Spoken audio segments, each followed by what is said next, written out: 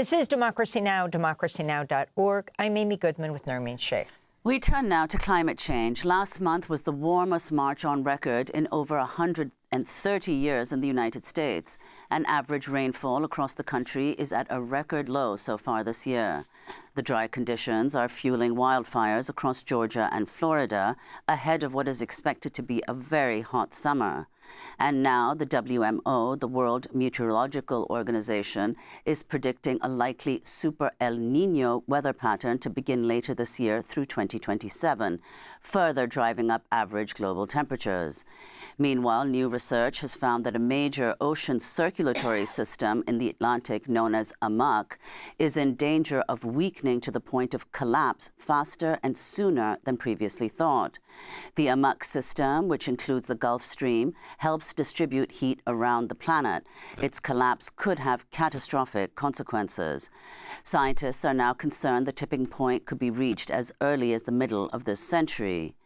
But despite overwhelming scientific consensus, the United States, the world's largest historical emitter of greenhouse gases, is moving away from taking the threat seriously. This is President Trump earlier this month at a Talking Point USA rally in Phoenix.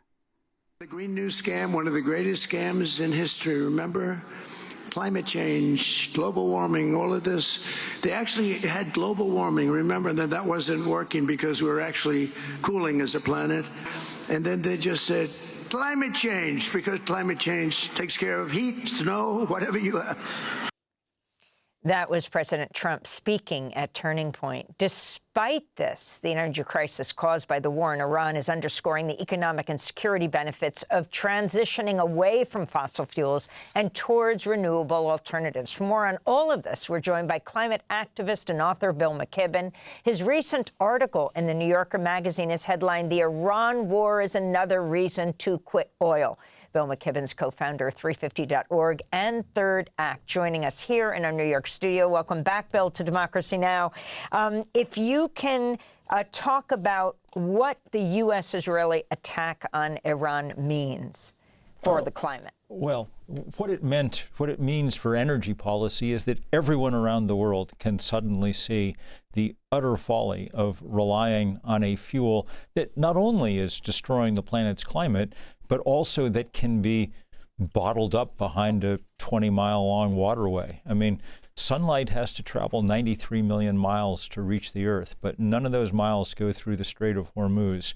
That makes it a very appealing alternative, especially now that it's cheaper than burning coal and gas and oil. So the movement in the last month has been pretty remarkable around much of the world in the direction of what we used to call alternative energy. The only place that's not happening, of course, is here at home. And could you explain, I mean, first of all, the U.S. now produces the most oil in the world. So how does that play into this? Well, Pete Hegseth said the other day that there were tankers lining up outside the Texas ship channel to get good old American crude. It's true that in the short run, this will probably be a bonus for the big American oil companies whose profits are through the roof and who, by the way, should be paying a serious windfall profits tax in any serious government. But over the slightly longer term, what we're seeing is demand destruction around the planet. Look, the forecast for how American oil companies were going to stay rich and prosperous for the next couple of decades pretty much depended on everybody in Asia deciding they were going to drive gasoline-powered pickup trucks. That's not what's happening. Instead, people are crowding into the showrooms of companies like BYD, the Chinese EV giant, because they don't want to pay. I mean, we're paying $4 and $5 for gas. It's much higher in much of Asia, which is, where this story will be decided. Would that we were doing all this for climate reasons. I mean, we're meeting right now, or just finished this big meeting in Santa Marta in Colombia, with many nations trying to work towards a fossil fuel phase out on climate grounds. That isn't happening anywhere near fast enough.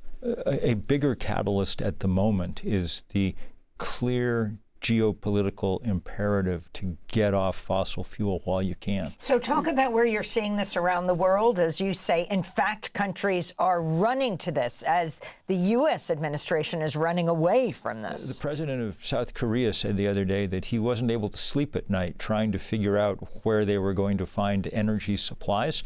The place they're going to find them, he said, is homegrown energy. Indonesia, which is going to be one of the most important powers in the world, announced within days of the start of hostilities that they were going to put 100 gigawatts worth of solar on their grid in the next few years.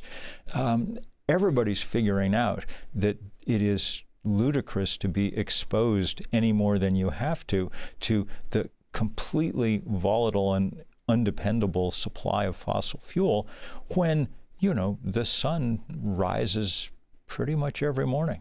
And if you could explain, to your point, you know, the argument here is that, you know, renewables are too expensive, they take too long.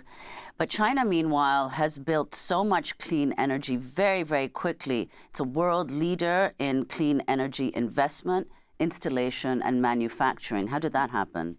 Well, the Chinese decided that this was going to be the strategic imperative, and so they got to work. And they've driven the price down so far that this is by far that we live on a planet where the cheapest way, Nermeen, to produce energy is to point a sheet of glass at the sun. That's been true now for 3 or 4 years, and it's showing up in the fact that 95% of new electric generation around the planet last year came from the sun and the wind. Now, the U.S. is the exception to that. Even here, though, we're seeing continued investment in this stuff just because of economics. The state where it's growing the fastest is that radical progressive hub, Texas. And at Third Act, we've been having lots of luck this spring in state legislatures around the country getting them to approve this so-called balcony solar or plug-in solar. That's the very easiest, cheapest way for apartment dwellers and others to get in on this burgeoning revolution. Bill, we just have 2 minutes, and I want to get to the El Nino and the possible collapse of this AMOC, the Atlantic Ocean Circulation System, what this means. Nothing good. When I wrote The End of Nature 40 years ago, this was one of the things that we were talking about as a possible result of climate change. As you melt, as fresh water pours off a melting Greenland, it changes the salinity and hence the density of seawater in the North Atlantic. That density drives this giant heat distribution engine, the biggest on the planet. If it collapses, as the chief scientist on this work now said is at least a 50% possibility this century, then it's a civilizational scale event. Temperatures plummet across Western Europe. Sea levels rise sharply and quickly along the eastern U.S. But basically, we add 30 or 40 parts per million CO2 almost immediately to the atmosphere as CO2 leaves the ocean. These are the kind of things that they make science fiction thrillers about. It would be the biggest single event in the history of our species. We want to avoid it at all costs. The main tool that we have right now to do that is the very rapid deployment of clean energy. The last 30 seconds. Are you hopeful?